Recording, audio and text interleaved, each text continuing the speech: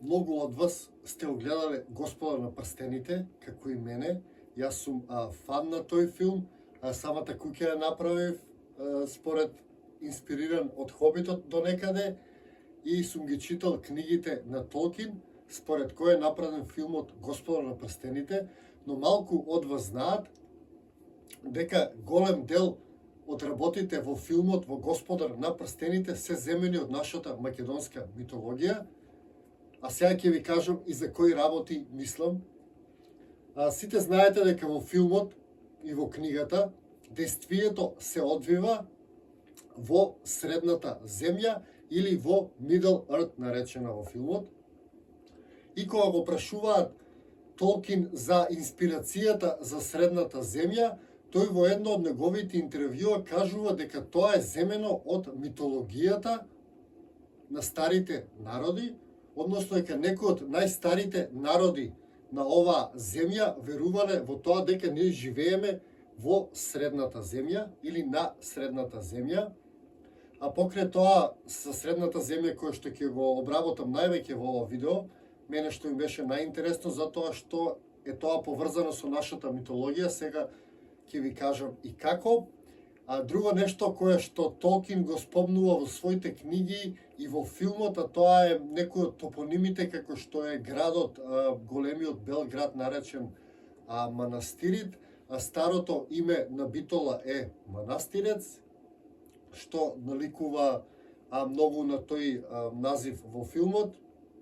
И друго нешто, приказната, ако сте огледале Господар на прстените, сигурно знаете за пештерата во која што се тргнуваат да се заштитат од орките луѓето, а тоа е пештерата која што наликува многу на нашата Пешна, односно во Македонија има голема пештера во која што има тврдина и се верува дека многу наликува на пештерата која што е опишана во филмот Господар на прстените и во книгите на Толкин.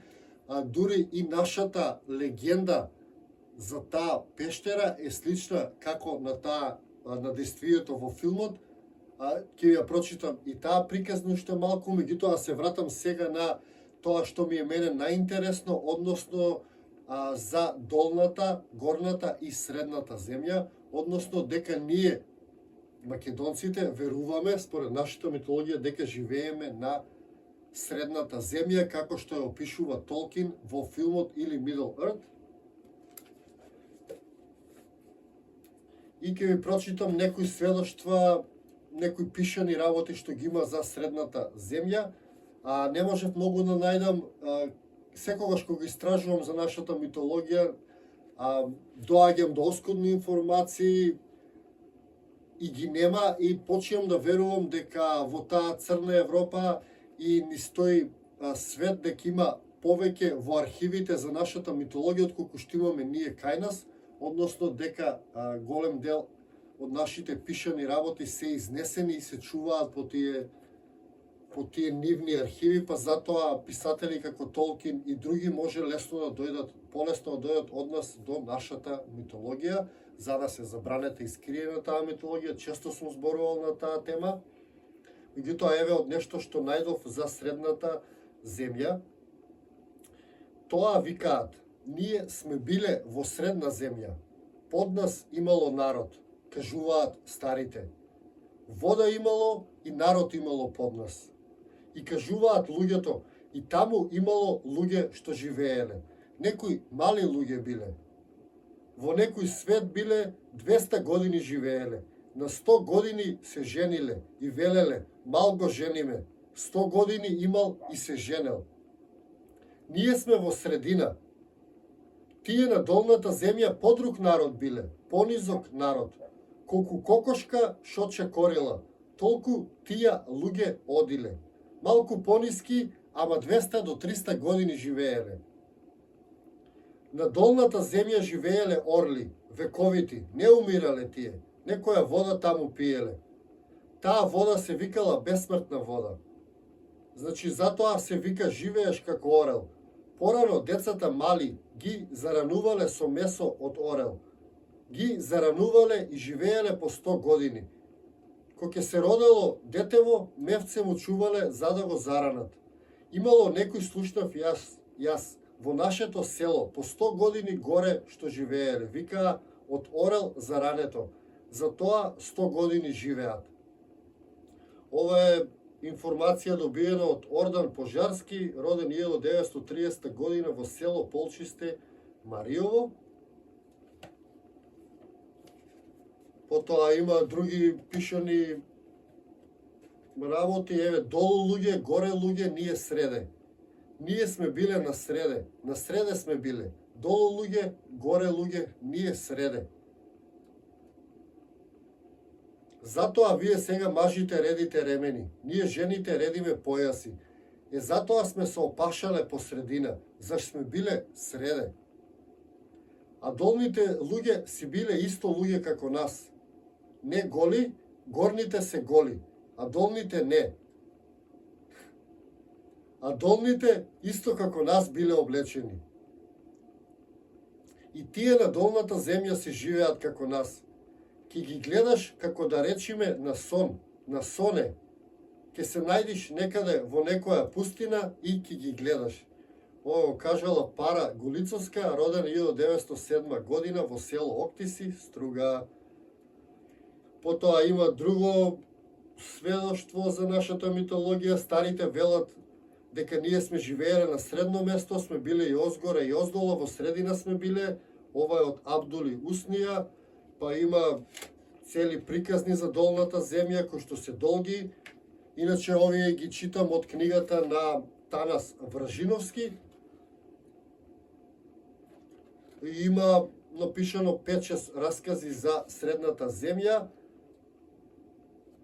во која што ние живееме, и тоа е тоа. Освен Вражиновски, успеав да најдам уште неколку кажувања од луѓе, спомнати само како изјави, тоа е тоа.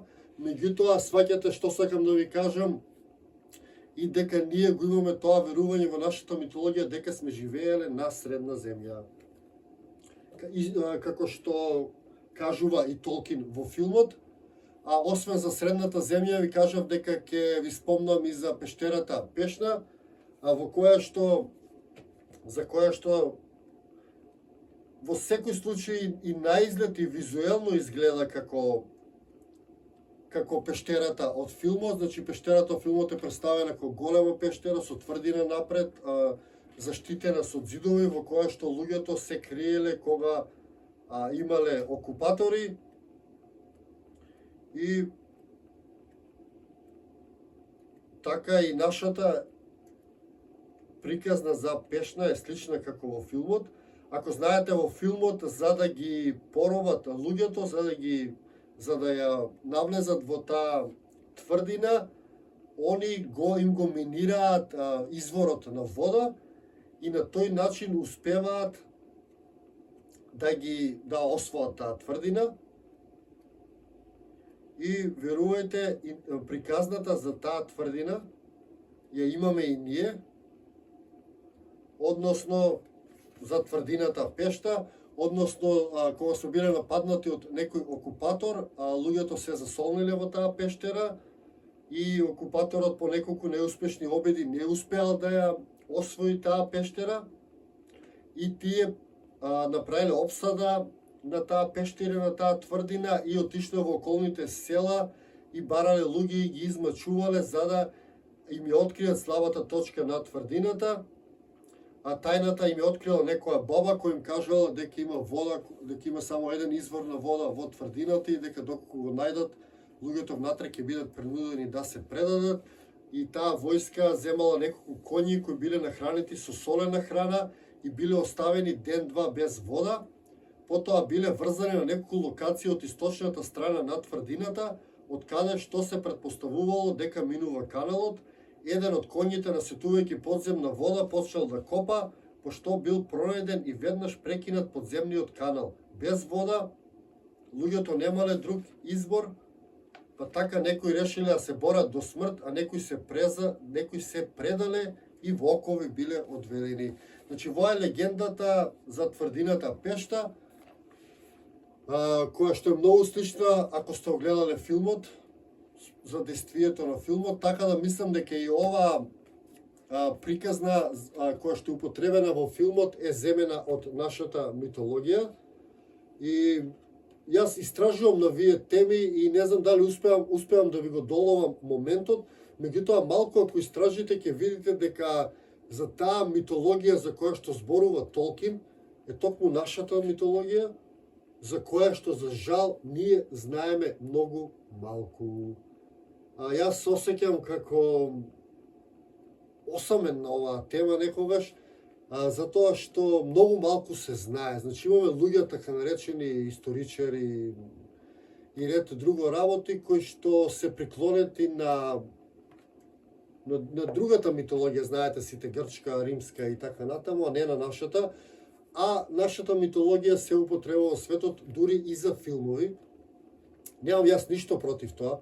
Нека прават уште 100 филмови ако сакаат, филмовите се прекрасни, посебно Господар на прстените. Меѓутоа само сакам да дадам светло на тој момент и на тоа незнаење на нашата митологија. Ето така, се надевам малце ве заинтересирав околу оваа тема, па и вие истражете. И доколку имате повеќе информации за Средната земја или Middle Earth, слободно споделете. Ова е само почеток и едно од видеата кои што ги правам, се на некој начин наменети за моето хоби кое што го имам. Јас истражувам за митологијата како хоби. Ова не ми е професија, немам ни услови за тоа, меѓутоа ете, како дознавам некои работи околу моето хоби за македонската митологија, ќе ви споделувам, па така ова е едно од првите видеа за поврзување на македонската митологија со филмовите. И се надевам дека заедно ќе откриеме повеќе, па така, ако имате и вие некои мислење, некои информации, некои преданија за Средната земја, слободно споделете. Ви благодарам што го изгледавте и ова видео. Ние се гледаме во некој мое наредно видео или низ нашата убава Македонија. До тогаш ви го посакувам секое добро и се гледаме.